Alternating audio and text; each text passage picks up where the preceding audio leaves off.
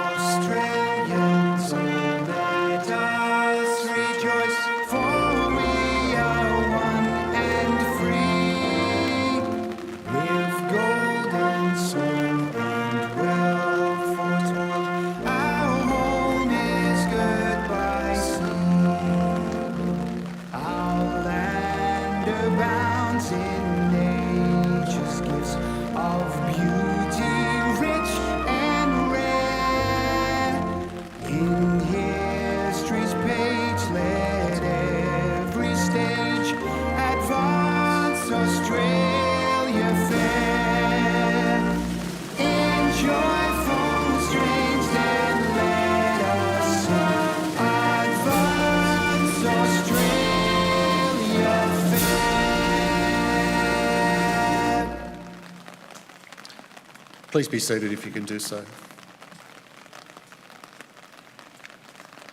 The Australian War Memorial was the vision of Charles Bean, Australia's first World War official historian. Bean landed with the Australian troops on Gallipoli and stayed with them at the front through to the end of the war.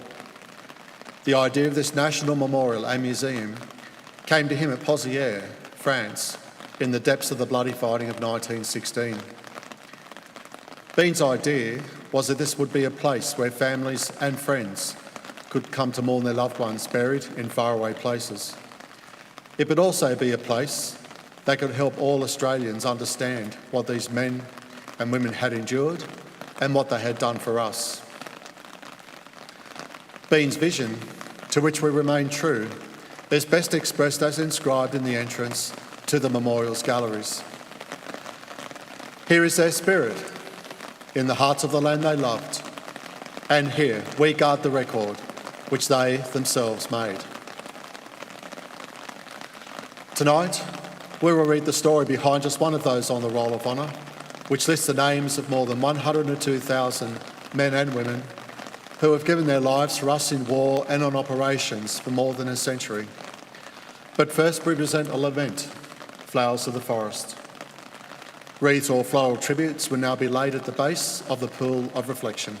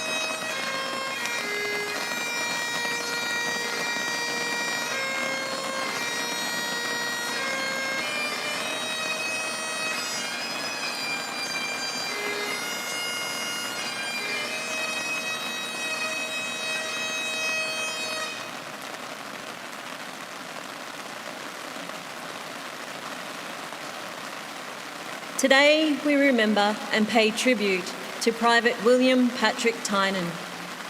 William Tynan was born in 1892, the eldest son of Thomas and Melinda Tynan of Tarago, New South Wales. His father worked on the railways as a ganger, and it seems that his mother also worked for the railways at Michelego for a period of time. Around 1911, the family moved back to Tarago. But by that time, William was already working as a shop assistant for Hayes and Russell's store at Queensland. William and his father were well known in the Braidwood and Goulburn districts, and William was reportedly very well liked. William Tynan enlisted in the Australian Imperial Force in October 1915. He underwent a period of training in Australia before leaving for active service overseas with reinforcements to the 18th Battalion on the 20th of December. Tynan was first sent to Egypt, where the Anzacs had just returned from Gallipoli, and continued training in the desert before embarking for France in April. Private Tynan was first sent to Etapulu on the English Channel, where he joined the 1st Anzac Entrenching Battalion. This battalion was established as a reserve of men, and he remained with them until being sent on to reinforce the 18th Battalion some months later. Private William Tynan was one of a group of 40 other ranks who joined the 18th Battalion in the trenches near the French village of Pozières on the 4th of August 1916. The area was under constant heavy shell fire, which wrought havoc on the Australians' positions. That evening, the 18th Battalion would attack the OG lines, two heavily defended German positions to the northeast of Pozières. On the 19th of September, 6 weeks after his son had entered the front line, Thomas Tynan received a telegram to say that his son had gone missing on the 4th of August, his first day in the trenches. For nearly a year, he would not know what had happened to William. To this day, the family recalls stories of Thomas and Melinda writing letters trying to find out what happened to their son. More than once, Melinda caught the train from Goulburn to Sydney to see if her son was among the wounded on a returning steamliner. Military authorities conducted an investigation to discover what had happened to William Tynan. On the day that he had arrived at the battalion headquarters in the trenches of Pozières, 2 shells landed among his group of the 40 reinforcements, killing 2 and wounding another 23. This occurred just hours before the 18th Battalion attacked the OG lines. Private Coleman later said that Tynan had been lightly wounded in the blast and had last been seen heading to the dressing station at Casualty Corner, telling Coleman he had a blighty. But Private Page, who had been wounded in the blast, later gave evidence that Tynan had been one of the 2 men killed. There is no evidence that Tynan reached the dressing station. If he was one of those wounded by the 2 shells at headquarters that afternoon. Whether he had been killed on the way, or as Page attested, had not survived the blast at all, Tynan was killed in action on the 4th of August 1916. William Tynan's body was lost in the vicious fighting around Pozières. Today, with no known grave, he is commemorated on the Australian National Memorial at Villers-Bretonneux. He was 24 years old. His name is listed on the Roll of Honour on my right, amongst almost 62,000 Australians who died while serving in the First World War. His photograph is displayed today beside the Pool of Reflection. This is but one of many stories of service and sacrifice told here at the Australian War Memorial. We now remember Private William Patrick Tynan. He gave his life for us, for our freedoms, and in the hope of a better world.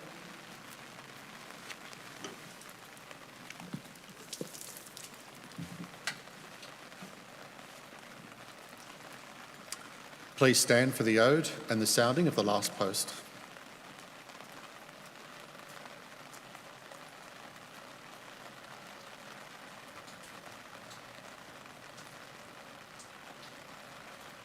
They shall grow not old as we that are left grow old. Age shall not weary them, nor the years condemn. At the going down of the sun and in the morning we will remember them. We'll remember them.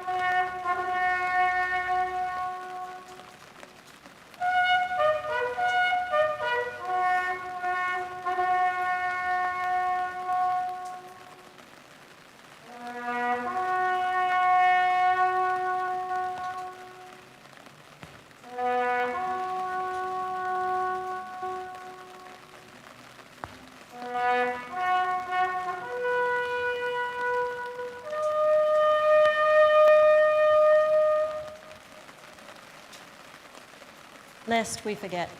Lest we forget.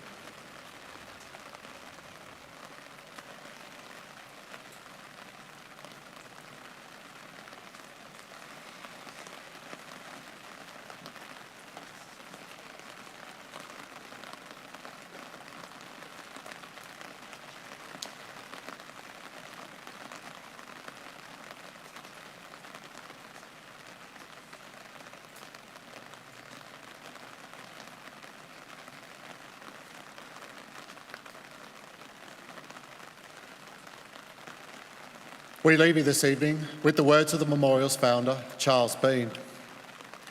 Many a man lying out there at Pozieres or in the low scrub at Gallipoli, with his poor, tired senses barely working through the fever of his brain, has thought in his last moments, well, it's over. But in Australia, they will be proud of this. Ladies and gentlemen, that concludes the last post ceremony. On behalf of the Director and staff, we thank you for visiting the Australian War Memorial today and for your continued support during the Memorial's development project. We wish you all a very pleasant evening.